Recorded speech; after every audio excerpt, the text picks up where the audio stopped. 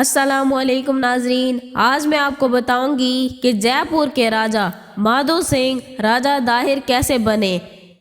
مہاراجہ سوائے مادھو سنگھ کون تھے اور مہاراجہ سوائے مادھو سنگھ نے جے پور کو پنک سٹی میں کس طرح تبدیل کیا اور راجہ داہر کو قومی ہیرو قرار دینے کی مہم کس طرح اور کب چلائی گئی۔ تو آئیے ناظرین، چلتے ہیں ہم آج کے اس واقعہ کی تفصیل کی طرف۔ پہلا موقع وہ تھا جب پنجاب میں مہاراجہ رنجیت سنگھ کا مجسمہ لگانے کی بات ہوئی، اور دوسرا وہ جب سندھ کے نوجوانوں نے سوشل میڈیا پر راجہ داہر کو قومی ہیرو قرار دینے کی مہم چلائی تھی۔ راجہ داہر کو قومی ہیرو قرار دینے کی مہم 10 رمضان المبارک کو چلی، اور تاریخی حوالوں کے مطابق سندھ کے حکمران راجہ داہر کو محمد بن قاسم نے اسی روز شکست دی تھی۔ دونوں مرتبہ سوشل میڈیا پر راجہ داہر کی ایک خیالی تصویر بھی شیئر کی گئی، جس میں وہ تلوار ہاتھ میں لیے مخملی چوغے میں ملبوس نظر آتے ہیں، لیکن کیا یہ تصویر واقعی راجہ داہر کی تھی؟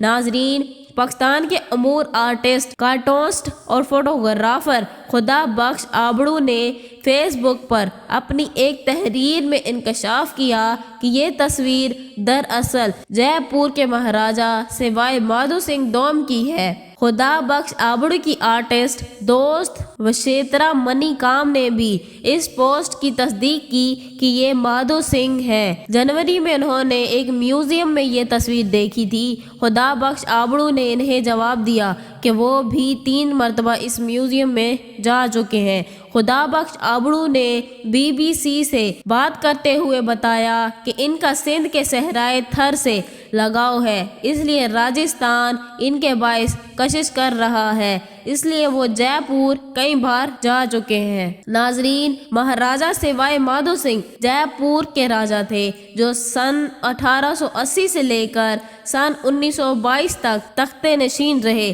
انہیں راجہ رام سنگھ دوم نے گود لیا تھا کیونکہ ان کی اپنی کوئی اولاد نہیں تھی۔ تاریخی حوالوں کے مطابق راجہ داہر مہاراجہ سوائے مادھو سنگھ نے جے پور ریاست میں ترقی کا دور شروع کیا اور اس کو جدت بخشی۔ انہوں نے سنگل گیج ریلوے لائن کا آغاز کیا، جس سے جے پور کا کئی دیگر ریاستوں سے رابطہ ہوا۔ انہوں نے ہسپتال، یونیورسٹیاں اور رہائشی کالونیاں قائم کی، اور انہی نے جے پور کو پنک سٹی میں تبدیل کیا۔ سوائے مادھو سنگھ تاج برطانیہ کے وفادار تھے۔ انہیں 13 راجپوتانہ ریجمنٹ کا اعزازی کرنل مقرر کیا گیا تھا۔ انہوں نے چترال اور جنوبی افریقہ سمیت کئی جنگی محاذوں پر برطانوی فوجیوں کے اسلحے اور افرادی قوت میں مدد کی تھی۔ سوائے مادھو لال جے پور کے پہلے حکمران تھے۔ انہوں نے سمندر عبور کیا اور انگلستان گئے۔ ریاست کی ترقی اور فلاح کے مطابق وہ مذہبی رجحان رکھتے تھے۔ ملکہ وکٹوریہ کے انتقال کے بعد ایڈورڈ ہفتم کی تاج پوشی کے لیے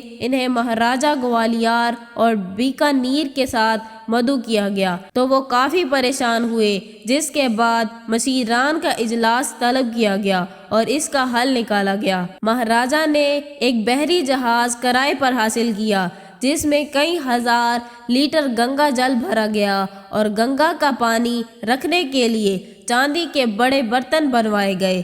اس کے بعد جہاز میں عبادت کے لیے ایک کمرہ تیار کیا گیا، اور ملازمین پر پابندی عائد کی گئی کہ کوئی بھی گوشت یعنی مچھلی استعمال نہیں کرے گا۔ راجہ داہر 8ویں صدی عیسوی میں سندھ کے حکمران تھے۔ وہ راجہ چچ کے سب سے چھوٹے بیٹے اور برہمن خاندان کے آخری حکمران تھے۔ مہابھارت سے قبل کئی کشمیری برہمن خاندان سندھ آ کر آباد ہوئے۔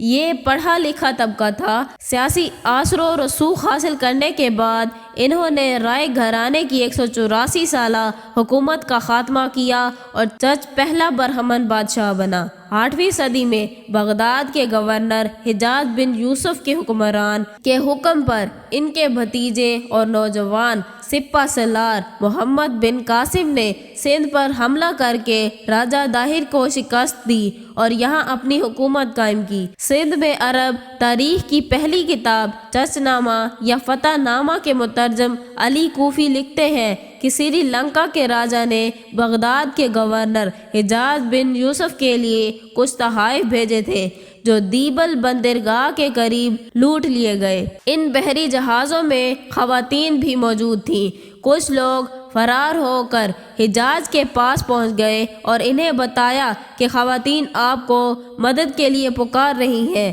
حجاز بن یوسف نے راجہ داہر کو خط لکھا اور حکم جاری کیا خواتین اور لوٹے کے مال و اسباب کو واپس کیا جائے، تاہم راجہ داہر نے انکار کیا اور کہا کہ یہ لوٹ مار ان کے علاقے میں نہیں ہوئی۔ سندھ کے بزرگ قوم پرست رہنما جی ایم سعید حملے کے اس جواز کو مسترد کرتے تھے۔ سندھ کے سورما نامی کتاب میں لکھا کہ ہو سکتا ہے کہ بحری قزاقوں نے لوٹ مار کی ہو، ورنہ راجہ داہر کو اس سے کیا فائدہ ہو سکتا ہے؟ یہ الزام تراشی ہے، ورنہ اس سے قبل عربوں نے جو سندھ پر 14 بار حملے کیے، اس کا کیا جواز تھا؟